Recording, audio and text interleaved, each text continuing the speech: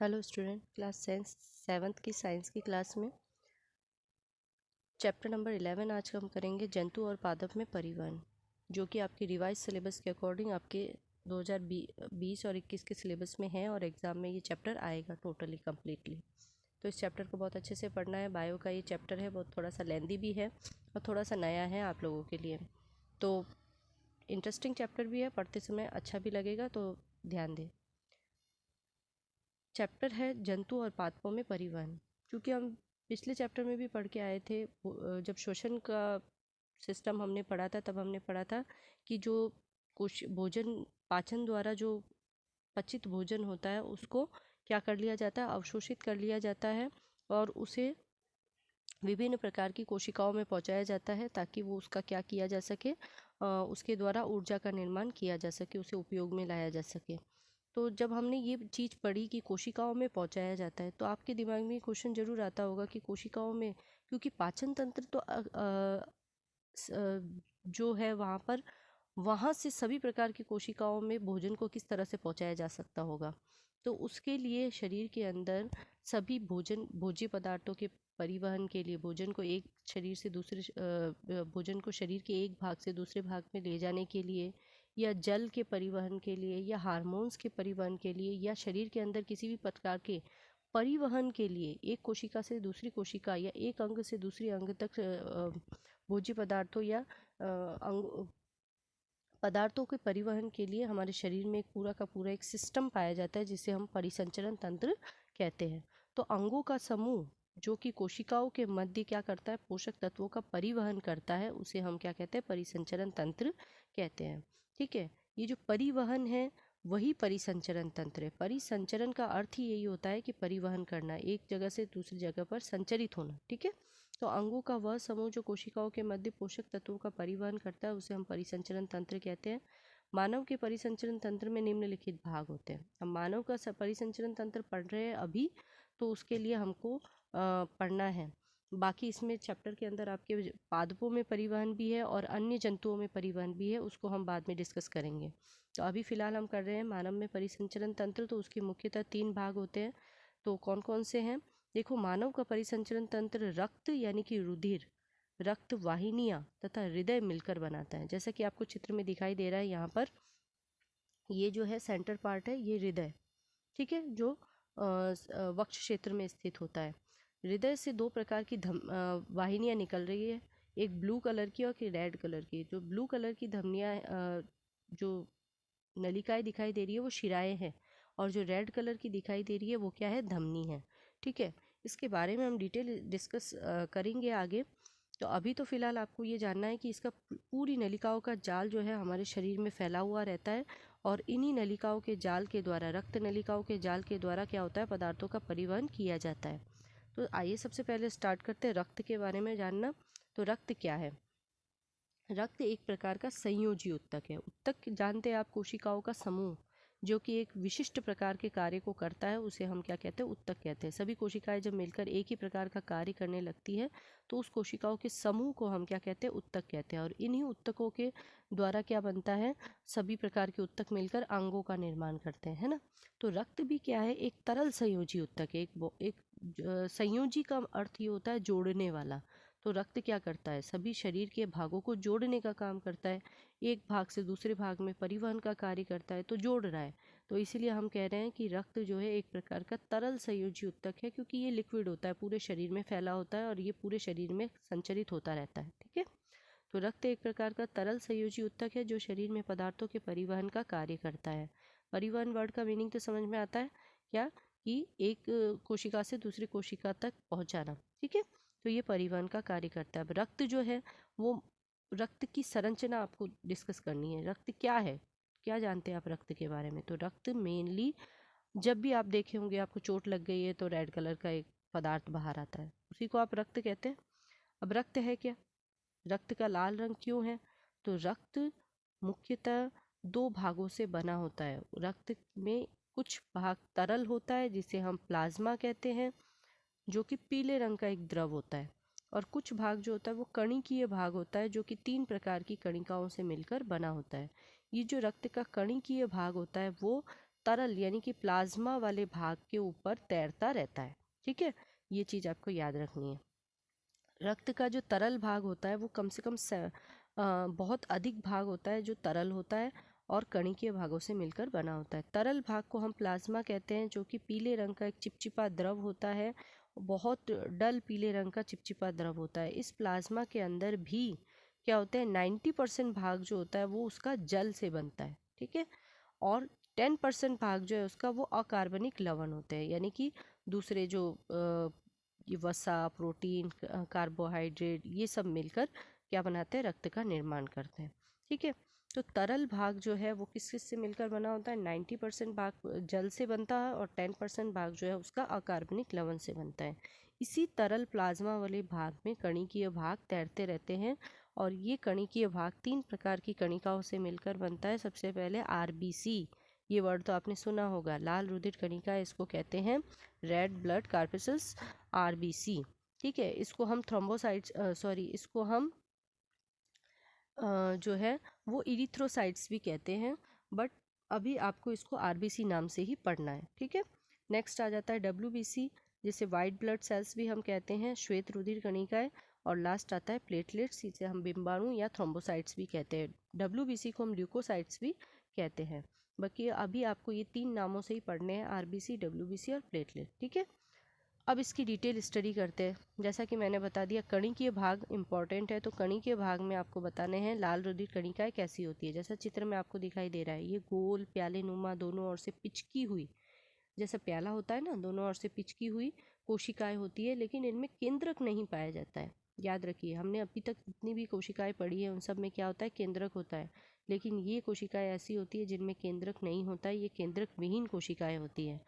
लाल रुधिर कणिकाओं में हीमोग्लोबिन नामक एक वर्णक पाया जाता है, जो कि रक्त को लाल रंग प्रदान करता है। इंपॉर्टेंट है, हीमोग्लोबिन नामक क्या पाया जाता है, वर्णक पाया जाता है, जो कि रक्त को लाल रंग प्रदान करता है।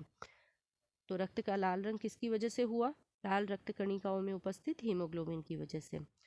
ये जो हीमोग्लोबिन है, ये संपूर्ण शरीर में ऑक्सीजन का परिवहन करता है। अब ये जो हीमोग्लोबिन है वो ऑक्सीजन के साथ मिल जाता है, जुड़ जाता है और एक नए अणु का निर्माण करता है, जिसे हम ऑक्सी हीमोग्लोबिन कहते हैं। ऑक्सी हीमोग्लोबिन के रूप में ये ऑक्सीजन के साथ संयोग करके पूरे शरीर में ऑक्सीजन का परिवहन करता है। ठीक है, लाल रुधिर कणिकाओं का निर्माण जो है वो अस्थि मज्जा में होता है। अस्थि मज्जा क्या होता है, बोन मैरो जिसको हम कहते हैं, ये वर्ड आपने इंग्लिश में बहुत बार सुना है, bone marrow. Bone marrow word क्या होता है, आपकी अस्थियों के अंदर एक भूरे रंग का तरल द्रव होता है, उसे हम अस्थि मज्जा कहते हैं, जो कि शरीर को आधार प्रदान करता है। इस अस्थि मज्जा के अंदर ही लाल रुधिर कणिकाओं का निर्माण होता है। रुधिर में लाल रुधिर कणिकाओं की संख्या बहुत ज़्यादा होती है, इसी कारण रुधिर का रंग लाल होता है। ठीक है, और इसका जीवन काल 120 दिन होता है, यानी कि ये कोशिकाएं जो है वो 120 दिन, अगर एक कोशिका बनी है तो 120 दिन बाद वो डिस्ट्रॉय हो जाएगी, वापस नई कोशिका बनेगी। ठीक है, तो सारी की सारी कोशिका एक साथ नहीं डिस्ट्रॉय होती है, एक कोशिका को जो लाइफ पीरियड है वो बता रही हूँ मैं आपको, वो 120 दिन होता है। इसका कार्य क्या है, ऑक्सीजन का शरीर की प्रत्येक कोशिका तक परिवहन करना और शरीर का तापमान निश्चित बनाए रखना। ठीक है, ये बॉडी का टेम्परेचर जो है वो नॉर्मल बनाए रखता है। नेक्स्ट आ जाता है श्वेत रुधिर कणिकाएं। श्वेत रुधिर कणिकाएं क्या होती है, ये बड़ी बड़ी कोशिकाएं होती है। ठीक है, और ये केंद्रक युक्त कोशिकाएं होती है, अमीबा के समान अनियमित आकार की होती है। इनका आकार फिक्स नहीं होता है, जैसा आप देख रहे हैं चित्र के अंदर, इनका आकार बिल्कुल भी फिक्स नहीं होता है, ये अलग अलग आकार की पाई जाती है। ठीक है, इनमें वर्णक नहीं पाया जाता है, जैसे कि आरबीसी में हीमोग्लोबिन था जिसकी वजह से उसका कलर रेड था, जबकि इसमें कोई कलर नहीं होता है, ये कलर लेस होती है, और इसीलिए इसे हम क्या कहते हैं, ल्यूकोसाइट भी कहते हैं। ल्यूक का मतलब बिल्कुल भी कुछ भी नहीं होना, रंगहीन। ठीक है, तो ल्यूकोसाइट कहते हैं। आरबीसी की तुलना में इनकी संख्या बहुत ही कम होती है, लेकिन आरबीसी बहुत ज़्यादा होती है, डब्ल्यूबीसी की संख्या कम होती है। ठीक है, कार्य क्या है, संख्या में ये कम है, लेकिन ये बॉडी के लिए बहुत ज़्यादा इम्पॉर्टेंट है, क्योंकि ये शरीर का प्रतिरक्षा तंत्र का निर्माण करते हैं। ये जर्म्स, बाहर से आने वाली जितनी भी जर्म्स है, या कोशिकाओं के अंदर जो भी ऐसी कोशिकाएं जो शरीर के लिए उपयोगी नहीं है, हानिकारक है, इस प्रकार की कोशिकाओं को ये क्या करती है, नष्ट करने का कार्य करती है। तो शरीर के अंदर ये क्या करती है, प्रतिरक्षा तंत्र का निर्माण करती है, रोगों से सुरक्षा करने का ये कार्य करती है। इसीलिए इन्हें क्या कहते हैं, सैनिक कणिकाएं भी कहते हैं। शरीर की सैनिक कोशिकाएं इनको कहा जाता है। ठीक है, नेक्स्ट आता है प्लेटलेट्स। प्लेटलेट्स जो है, जो आप चित्र में देख पा रहे हैं, ये इस तरह की कोशिकाएं, ठीक है। रुधिर में जो प्लेटलेट होती है आकार में छोटी होती है, केंद्रक विहीन कोशिकाएं। आरबीसी की तरह ये भी क्या है, केंद्रक विहीन कोशिकाएं, अनियमित है। संख्या में ये आरबीसी से कम परंतु डब्ल्यूबीसी से ज़्यादा होती है, ठीक है। लाल रुधिर कणिकाओं की तरह इनका निर्माण भी अस्थि मज्जा में होता है। अब इनका काम क्या है, तो इनका काम है चोट लगने पर जब रुधिर बहता है, आपने देखा होगा कुछ समय बाद अपने आप ही रुधिर का बहना बंद हो जाता है, होता है ना, वहाँ पे एक थक्का जम जाता है। तो ये जो थक्का जमता है वो इन प्लेटलेट्स की वजह से जमता है। एक्चुअली जहाँ पर रुधिर बह रहा होता है उस चोट लगे स्थान पर ये जो है रुधिर के साथ आकर ये क्या होते हैं, प्लेटलेट आकर जम जाते हैं, जिसकी वजह से रुधिर का थक्का बन जाता है और चोट लगने पर ये लगातार होने वाले रुधिर बहाव को नियंत्रित करने का कार्य करता है। अगर ये नियंत्रित ना हो तो क्या होगा, व्यक्ति की मृत्यु भी हो सकती है ना। अत्यधिक रक्तस्राव के कारण व्यक्ति की मृत्यु हो सकती है। तो सोचो, अगर रक्त के अंदर प्लेटलेट कम हो जाए तो क्या होगा, रुधिर चोट लगने पर रुधिर बहना नहीं रुकेगा और व्यक्ति की मृत्यु हो जाएगी, ठीक है। अब नेक्स्ट पार्ट है परिसंचरण तंत्र का, रक्त वाहिनी या रुधिर वाहिनी। वाहिनी यानी नलिका, ठीक है। अब मैंने बताया, पहले ही बता दिया था आपको, शरीर में 2 प्रकार की नलिकाएं पाई जाती है। तो शरीर में विभिन्न प्रकार की नलिकाएं होती है जो रक्त को एक स्थान से दूसरे स्थान तक ले जाती है, उन्हें हम रक्त वाहिनियाँ कहते हैं। मानव शरीर में 2 प्रकार की रक्त वाहिनियाँ होती है जो कि कोशिकाओं में जाकर छोटी छोटी डिवाइड हो जाती है, ठीक है। पहली रक्त वाहिनी कहलाती है धमनी और दूसरी कहलाती है शिरा। या जो पिंक कलर की आप देख पा रहे हैं ये धमनी है और जो ब्लू कलर की आप देख पा रहे हैं ये शिरा है, ठीक है।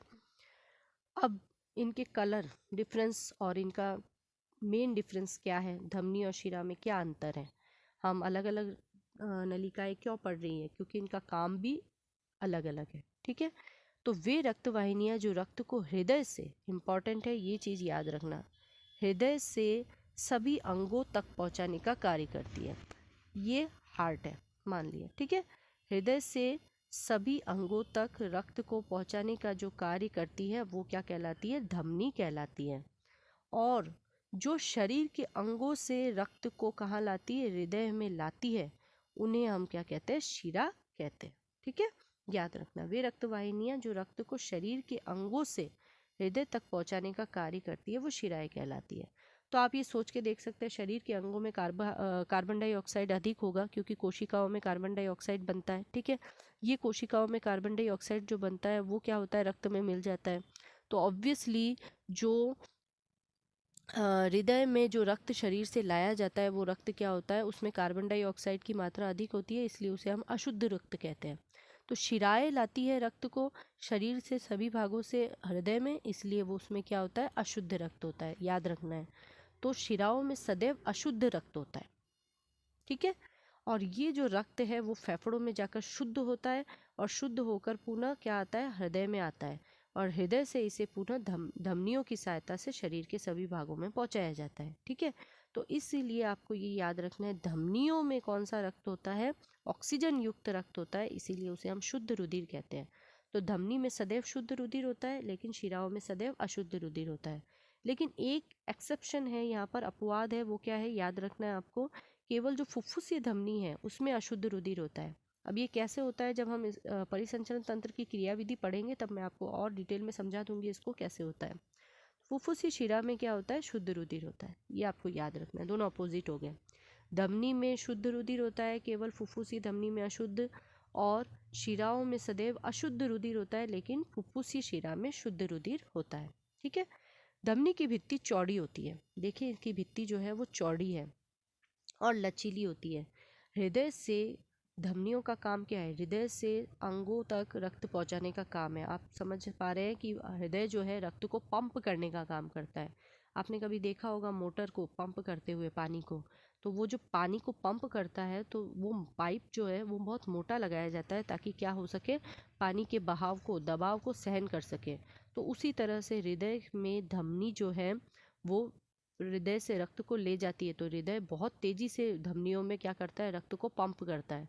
तो उस रुधिर के बहाव को, उस दबाव को सहन करने के लिए क्या होता है, धमनियों की भित्ति चौड़ी होती है और लचीली होती है ताकि वो रुधिर के बहाव को आसानी से सहन कर सके। जबकि शिराएं जो होती है वो पतली भित्ति युक्त होती है, उन पर इतना दबाव नहीं होता है क्योंकि वो शरीर के अंदर जो रक्त लाती है वो रुक रुक कर शिराओं में बहता है, इसलिए उसमें क्या होता है, वो पतली भित्ति युक्त होती है और कपाट पाए जाते हैं। जैसा आपको चित्र में दिखाई दे रहा है, ये अंदर की तरफ ये कपाट पाए जाते हैं, वॉल्व पाए जाते हैं, दरवाजे की तरह स्ट्रक्चर पाया जाता है जो कि रक्त को रोक रोक कर बहता है। ठीक है। धमनियाँ जो होती है वो शरीर में अधिक गहराई पर स्थित होती है, निचली बहुत नीचे की तरफ होती है, ये आपको इजीली दिखाई नहीं देगी।